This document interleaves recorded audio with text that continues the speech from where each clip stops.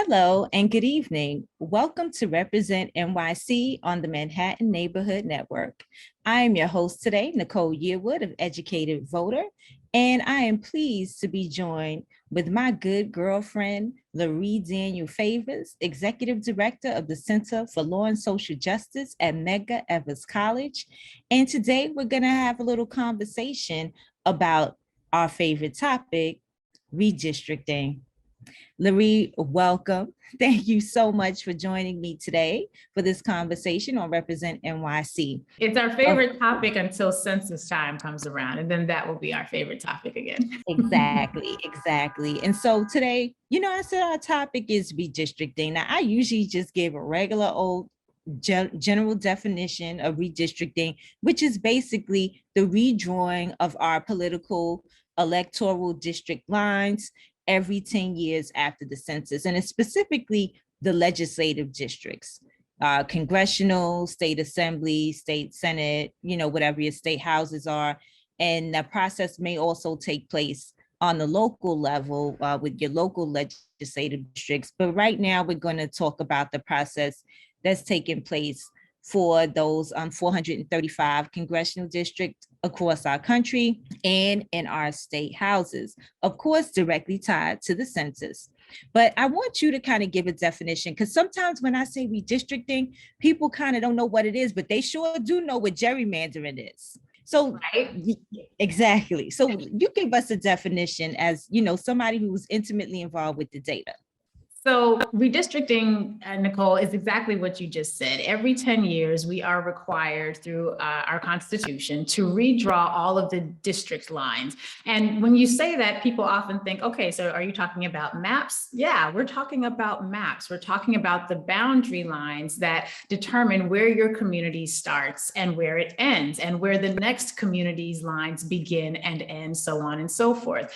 One of the reasons this is important is because the way you draw those lines can really help to either amplify political power, it can help to make political power more equitably distributed. It can also serve to disempower communities electorally. The idea is that you are supposed to be, in an ideal sense, be grouped with people with whom you have like interests. We call those groups communities of interest.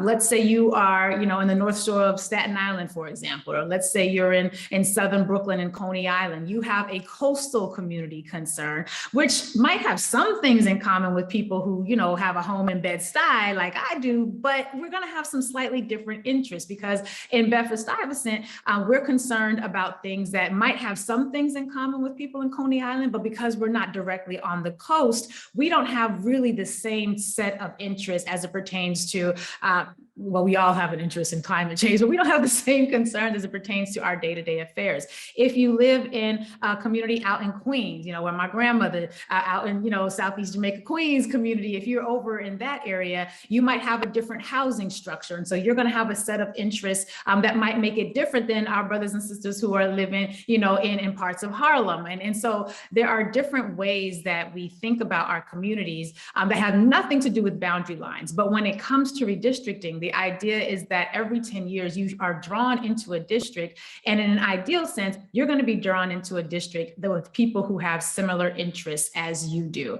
And that's where we get that great concept, communities of interest, something that people might have heard a lot during the redistricting process. But whoever you're grouped with in those boundary lines, that's who you also vote with. And so with redistricting, one of my friends, and colleagues, Jerry Vadamala out of the Asian American Legal Defense Fund, one of the things he always says is that you can have 100% community voter registration, you can have 100% voter turnout, but if your district is drawn in a way where your political power has been minimized, that's one of the best voter suppression tools out there. And we can basically nullify the power of you having 100% voter turnout and 100% voter registration simply by drawing you into a district that has been designed to be inequitable. And those inequities come up in a variety of ways, which we can talk about later. The three terms, stacking, packing, and cracking come to mind, but we can get into that as well later on in the show if we have time. Exactly. And gerrymandering is kind of what you touched on in the end, when you can basically have a district that turns out to vote regularly and consistently at a high level, 100% turnout, and still not have your needs met or elect the person that best represents your communities of interest, which again is why, as educated voter, I was involved in the census effort.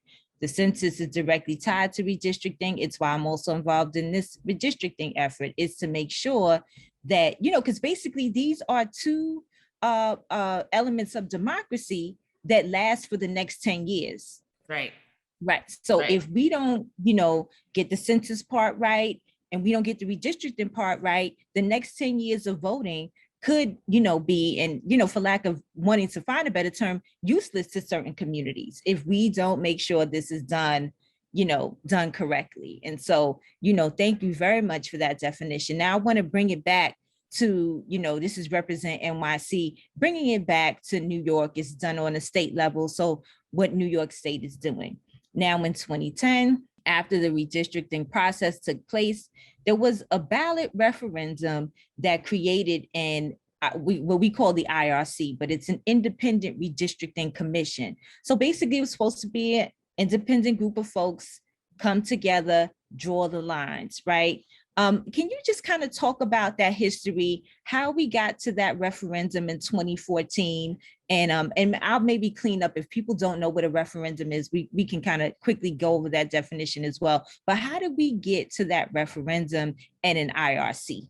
That's a good question. And I know we don't have all day, but so I'm going to try to make this as quick as possible. But it's an issue that is really, really important because, again, this is all tied to the political power of the communities throughout our city and our state. So in 2014, as you noted, Nicole, there was a referendum, which is a decision that the voters get to vote on directly. So a lot of times when we go to cast a ballot, we are voting for an elected official. We're voting for a person who's going to represent us in a particular way. But when you're voting on a referendum, you're basically getting the chance to say directly whether or not you think a proposed policy should be implemented. And this particular policy was asking New Yorkers if they thought we should have a redistricting reform and the creation of a redistricting commission. And overwhelmingly, New Yorkers said yes, because we had seen what happened when redistricting was sort of unfettered and when redistricting was being done in the way it traditionally had been. For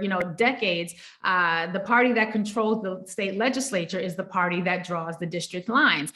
So New Yorkers had seen what the prior rounds of redistricting had wrought, which was basically a really inequitable process. And whereas population, Nicole, as you noted, on the census is what's supposed to drive the redistricting process. Where you see population growth, you should see an increase in districts. Where you see population shrinkage, ideally you would see their district numbers accounting for that shrinkage. But what we had seen for decades was that this was not the case. You had population growth that was being driven by growth here in New York City that wasn't being reflected in additional districts. And so New Yorkers had seen a lot of these inequities and had decided that, like many states across the nation, they frankly had had enough of elected officials drawing districts in ways that centered them as incumbents and not voting and not having elected officials who were going to draw maps that would center the voters. So this was this idea that the electeds were choosing their voters and not allowing the voters to choose who they really wanted to represent them. And that was all done through a skewed redistricting process, the gerrymandered version. And so in 2014, there was a referendum that was put on the ballot, and New Yorkers said, yes, we want to have a more fair process. And there was a constitutional amendment that was done so that we would have the creation of the Independent Redistricting Commission. And I put kind of air quotes around the idea or the term independent. As many have said, it was not very independent at all because its structure was going to be such that it ultimately ends up being more of an advisory group to the legislature as opposed to truly being an independent commission. But the idea was you would create a commission that would have its own capacity to draw district lines and would be able to do so in a way that would equitably reflect the community growth and the communities of interest, and ensure that you are protecting the right to vote for traditionally marginalized communities. And that was what people voted for. What we got was a commission that was unfortunately set up in such a way that it fell prey to what many would say are partisan politics. You had equal numbers of Democrats and Republicans, and they were charged with drawing a set of maps after listening to New Yorkers. They had hearings all across the state in every single county, in person and virtual, and they were to listen to New Yorkers about who were going to testify about where their communities of interest were and what their greatest concerns with inequitably drawn maps had been in the past and what they wanted to see come out of this process. And after hearing from New Yorkers and after listening to the testimony, the Independent Redistricting Commission was charged with then putting together maps that would reflect what I would say. They were charged with putting together maps that were going to ensure that our community districts were drawn equitably. And what ended up happening was they were not able to agree. So you had a Republican set of maps and you had the Democrat set of maps, and they submitted both of those maps to the state legislature for consideration.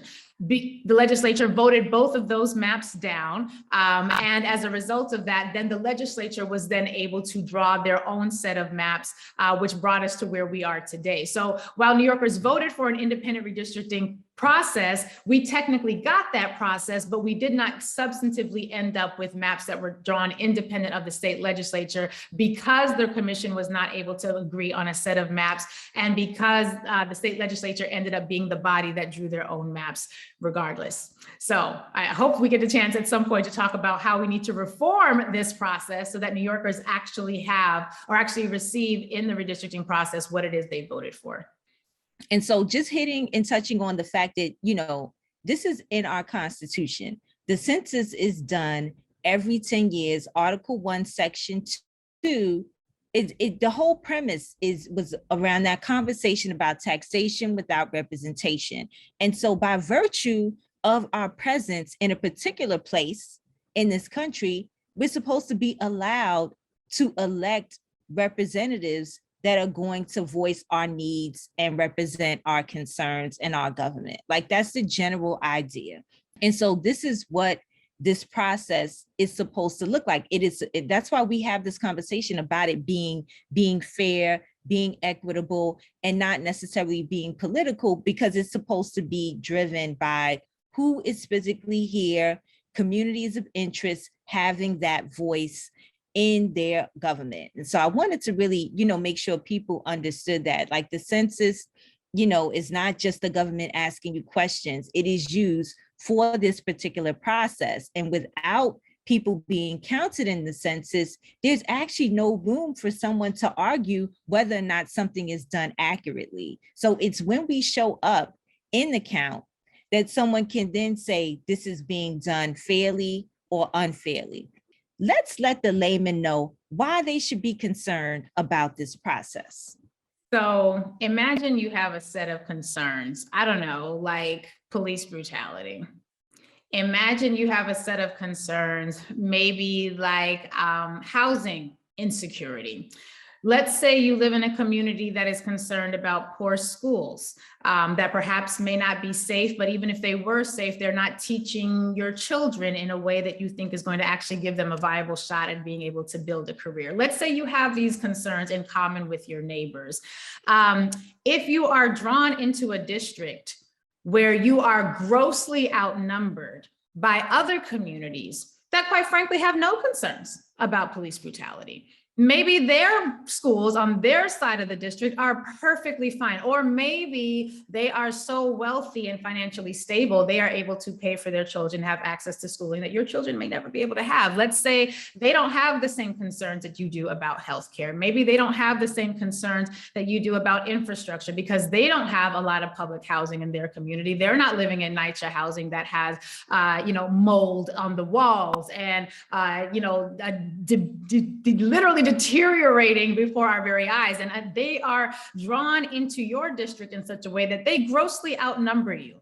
Again, even if every single person in your community, your portion of that district, were to vote together and to go out to those polls and say, we need an elected official who's going to have policies that ensure we have accurate schools that are going to prepare our children, to make sure we're going to have healthcare that centers our needs, who can make sure that we're going to have access to all of the things that will help us fix those sets of concerns that we have in common.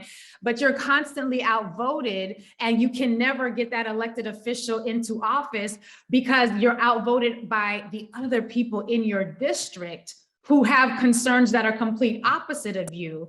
Then what are you left with in terms of being able to really actualize your political power? Now, there's other sorts of power, yes, but when it comes to being able to effectuate the political policy legislative process, if you're drawn into a district with people who not only don't have your same interests, but who have interests that are opposite of yours, like what we see happening in Texas, what we see happening in Alabama, what we see happening all across the country, where Black and Brown communities are being drawn into districts where they are grossly outnumbered by people whose interests are not the same, then how are you supposed to be effective at impacting the political process? It makes it very difficult. So don't think of it in terms of, the census data. Yes, we need the census data because the census data is how we determine where your community is and how many people are in your community. But think of it in terms of that census data translating to dollars that address your concerns. Think of redistricting as the grouping of people that you're going to be with who should have enough of a numeric basis in your district. You should have enough people in your district who think like you, that when it comes time to have a policy decision made, when it comes time to elect somebody who can represent your interests, you actually have a shot at being able to vote them into power, because otherwise your advocacy becomes that much more challenging. Yes, and of course that is the point. And I think, as educated voter, of course, again, that is why I'm involved in the process. I know that's why, Lurie worked so hard and was dedicated to this process. So again, Represent NYC, we're talking New York City.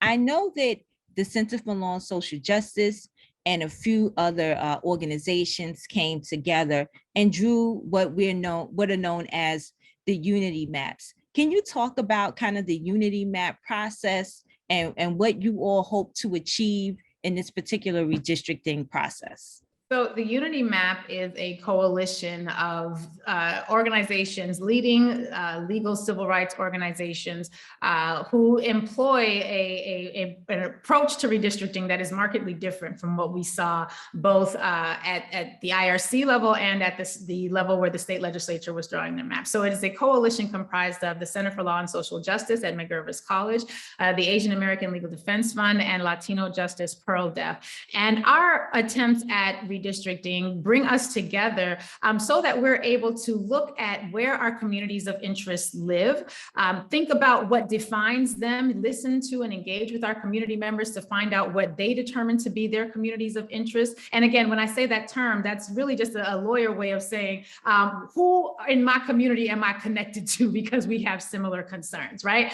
And so by listening to our constituents and going out and engaging with the organizations and the individuals within our community, we're able to get a sense of what are their community concerns, where they live, and more importantly, how they vote. And so when we think about all of that data and we think about what unites a community like Flatbush, when we think about what unites a community like portions of Harlem, when we think about what unites these communities, it's important to take that into account so that when we draw these maps, we're doing so with an eye towards grouping voters together in such a way that they will be able to advocate and defend their interests. So we drew, and our coalition drew maps using the data, the same census data, using that information, we drew maps that were designed to ensure there is an equitable distribution of political power.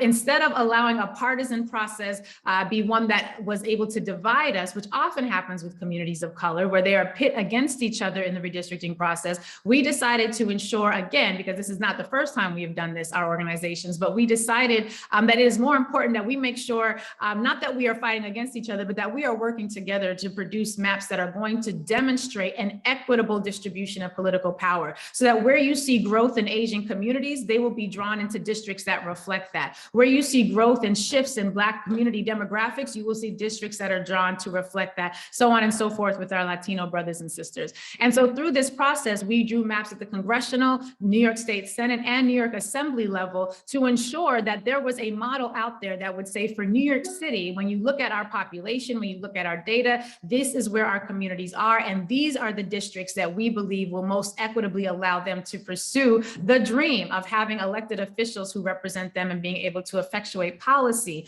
that would be in their best interests. Unfortunately, the state legislature did not see it that way, and they drew a set of maps that were markedly different. So, unfortunately, that effort was not able to ultimately influence where they at in the process. And I'm choosing my words carefully because, as you know, Nicole, litigation in regarding those maps is currently pending. But the legislature felt differently, and their maps reflected that. But we wanted to ensure that we had a model of maps out there that would show what it would look like if we centered the needs of the voters, and the voters from traditionally marginalized communities that are protected by the Voting Rights Act, because there has been a legacy of disenfranchisement of these very communities. I was someone who watched the hearings. I saw people from APA Voice, specifically at the Queens redistricting hearing that the IRC hosted. A lot of them came, they appeared at the virtual hearing and, spoke about the fact that they felt like they needed, some additional representation, that their numbers in the census warranted it. And I want to even drill down before we go, because we use the term communities of interest. And I want, again, the average citizen to understand it really means, we all kind of go to these same grocery stores, right? Same churches, same schools, same hospitals, same libraries. We're using the same YMCA. We got the same police precinct. We have all of these institutions and things in common. And when you can tell when someone is in your community who does not share an interest with that same community, maybe they're visiting because they don't know where these institutions are, so it's not to say that those are the only communities that we're in, but when you share those institutions, you share interest in the sustainability of those institutions, then that is a good definition of where your community lines may lie. Yes, thank you for that. And I think, what I'll ask, before we wrap up, I want to know a couple of things. We want to know can you share a little bit about what we can expect with the litigation? Because I've heard that there's a few people that have already, they put some lawsuits out almost right after the vote happened. What can the normal, the average citizen do to kind of get involved, if there's anything they can do in the process in general or now at this point? And I guess, is there any reform that could take place to make sure that what happens this time doesn't happen again? I mean, I know the IRC was supposed to kind of be the fixer, and they were supposed to be the voice of reason and independent, right? To put these maps together through listening to community voices, through looking at things like the unity maps and things that coalitions put forward. Is there any chance we can kind of get back to what the IRC was really meant to do?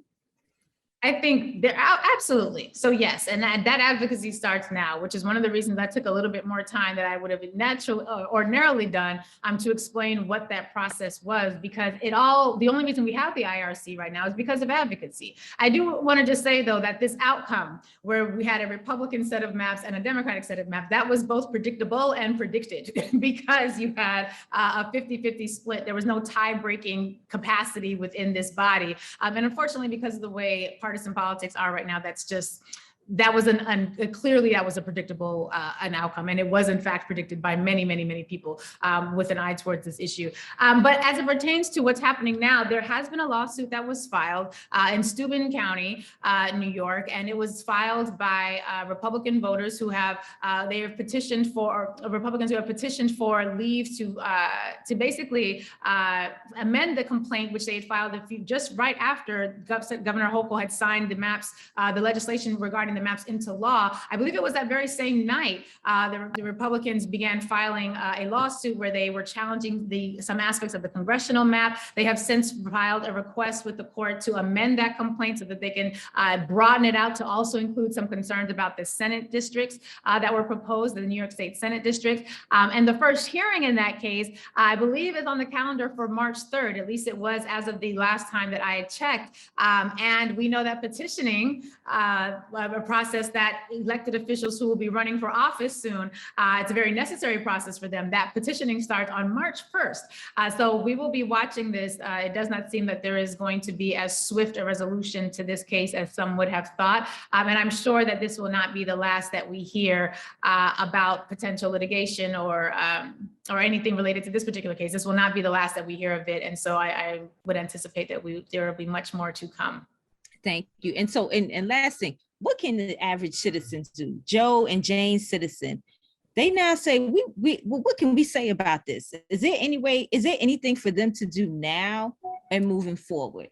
Well, for New York City residents, absolutely, because this whole process is going to kind of start all over again for New York City Council redistricting. So we saw the maps that we've been talking about just thus far have only been for New York congressional districts, New York State Senate districts, and New York State Assembly districts. We have a whole other round of districting to happen, guys, and that's going to be in New York City. And that process is actually already, the preliminary stages of that process has already happened.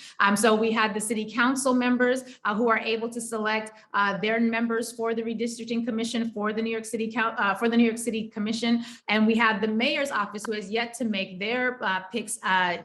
They've yet to release those, at least as of the time of this recording. They have not yet released who their candidates are going to be for that commission. But the commission for New York City is going to have a process that is not too unsimilar from what the IRC engaged in.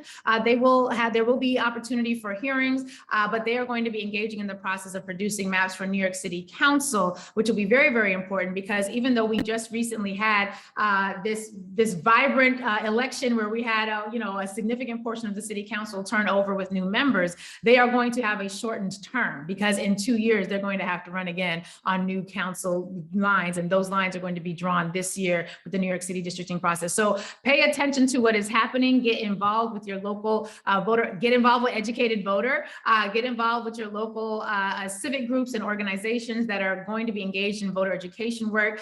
Nicole, we at the Center for Law and Social Justice at Medgar Evers College will definitely be engaged in voter education and outreach. There's a lot of good things happening electorally, and we have elections in New York City every year from now, I believe, until 2028. So let's just get ready to be really civically engaged. This is an opportunity that will allow us to really ensure that we are able to push the needle in many, many ways if we are active and if we are organized and if we are connected to bodies and groups that are doing the work of getting voters to the polls and making sure that they're as fully educated as possible by the time that they get there. Oh, thank you so much. That's the answer I was definitely looking for. I will be involved in paying attention to the local districting process for our city council, because like you said, again, they're going to be up now because of redistricting. They're going to be up for re-election in 2023, which is just, that time is going to shoot by just like that.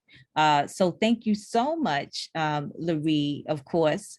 Fantastic chatting with you as always. It's just like our normal, honestly, it is just like our normal conversations. We talk about this often. We partner and work together. We are both passionate about civic engagement and voter education. Thank you to the audience for watching this episode of Represent NYC on the Manhattan Neighborhood Network.